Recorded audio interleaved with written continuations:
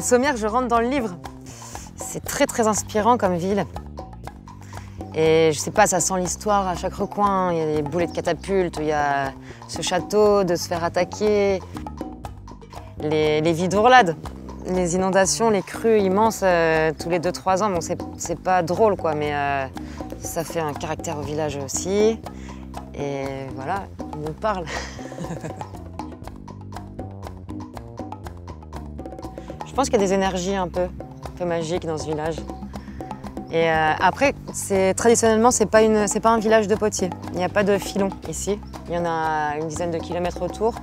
Donc on n'a pas le potier du village ici. Donc c'était aussi chouette de devenir le potier du village, 2000 ans après. Mais non, j'aime bien moi vivre avec ce pont romain et faire de la poterie 2.0 quoi aujourd'hui. Je trouve ça assez cool.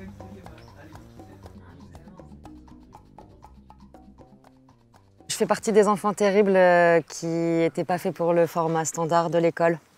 Et j'ai ma meilleure amie depuis toujours qui était partie depuis quelques années dans le sud de la France. Il y avait sa petite grand-mère. Donc elle me dit bah, viens m'aider un été. J'habite dans le sud, faire un petit peu de poterie pour voir. Et je suis arrivée et 10 ans après, je suis toujours là. Donc pour une pièce en céramique, il faut deux phases. Il faut la terre et l'émaillage. C'est 2 cuissons différentes. Donc c'est la forme et la couleur. Moi, la couleur, c'est un peu mon département, c'est un peu ce que je préfère dans la poterie. Du coup, en fait, là, c'est de la chimie. Et moi, j'ai pas étudié la poterie, donc je fais un peu la sorcière, je fais un peu n'importe quoi, mais c'est ce qui m'a permis de trouver des super couleurs et des super accords aussi, des motifs et des mélanges qui étaient chouettes. Du coup, l'émail, on va le faire bêtement, c'est de la poudre de verre avec des oxydes. Donc en fait, c'est vraiment quelque chose qui va changer entre l'entrée et la sortie du four. Donc l'émail, c'est des poudres qu'on dilue à l'eau et qu'on applique au pinceau sur nos pièces. Donc c'est des poudres qui sont très pastel et qui vont passer au four donc, pendant 24 heures. À 600 degrés, on va commencer à avoir le verre qui se vitrifie, donc qui devient liquide.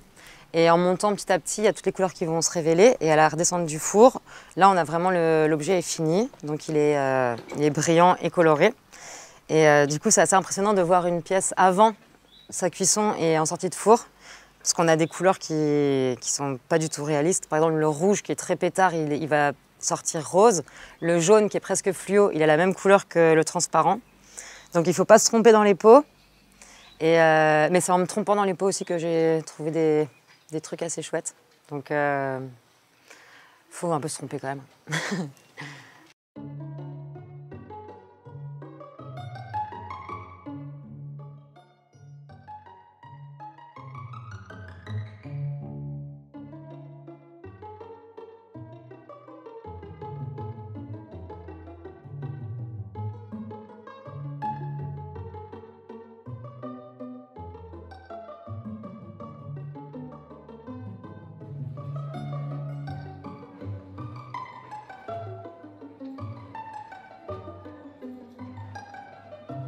Donc mon processus de travail, il commence à l'atelier. Donc moi je me mets une obligation, c'est de lancer un four par jour.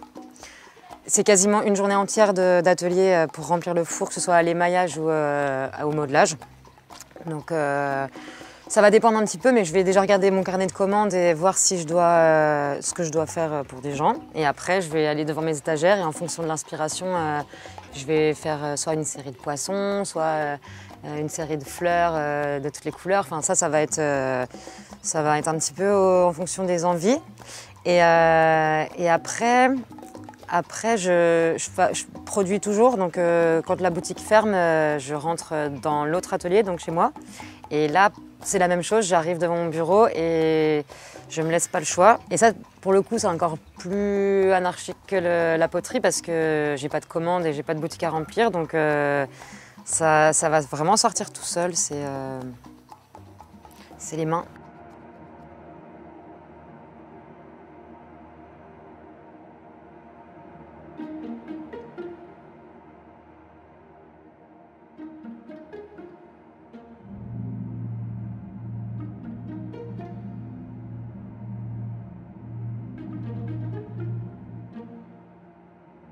Je fais de la poterie pour clairement manger, mais je me régale. C'est pas un compromis, c'est magique. Je fais des cœurs et des fleurs de toutes les couleurs, c'est l'amour, quoi. Et après, mon travail d'artiste, là, bah, il est planqué. Il est fermé dans des pochettes, dans des carnets que je remplis. Et là, c'est moins l'amour, quoi. Là, c'est des monstres, c'est un peu plus les cauchemars. On a tous des choses à faire sortir et du coup, maintenant, je fais sortir ça dans des carnets que je ferme. Et le reste, j'envoie de l'amour et du soleil partout par ma boutique. Quelques petits carnets. Alors, j'ai commencé il y a 2 ans un gros projet. Je suis en train de reprendre La Nef des Fous. C'est un texte médiéval comme des fables. Et je suis en train d'illustrer chaque petite histoire. Je pense que je passe 3 à 4 heures par dessin. Et ça va me prendre quelques années. Donc là, on retrouve mon amour pour le médiéval.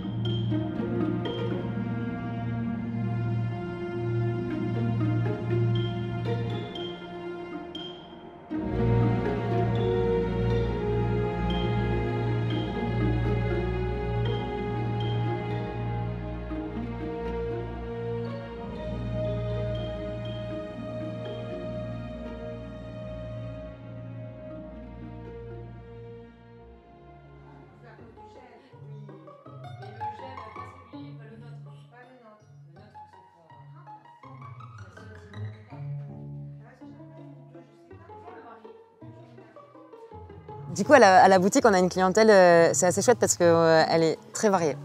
Donc ça va de la petite fille de 6 ans qui a cassé sa tirelire à la petite dame, à la petite mamie qui va offrir le service de mariage à sa petite fille. Enfin, c'est très très varié, donc c'est très personnalisé. Pour moi, c'est hyper important aussi on n'a quasiment pas augmenté les prix depuis plus de 10 ans, même on n'a pas augmenté les prix, alors que tout a un petit peu éclaté partout. Mais ça, je ne bougerai pas. Les prix ne bougeront pas. Je veux que les gens puissent continuer à venir acheter de l'artisanat à Noël. Moi, je ne veux pas que les gens ils commandent sur Internet des cadeaux qui se revendent sur Internet le lendemain et qui prennent 12 avions. Et j'aime bien aussi la clientèle, donc on est bien intégré dans le village et dans la région. On travaille pas qu'avec les touristes, même si ils sont hyper importants et que c'est la grosse période, c'est là qu'on peut un peu mettre de côté. Mais j'ai un peu arrêté de systématiquement faire les flamants roses et les cigales.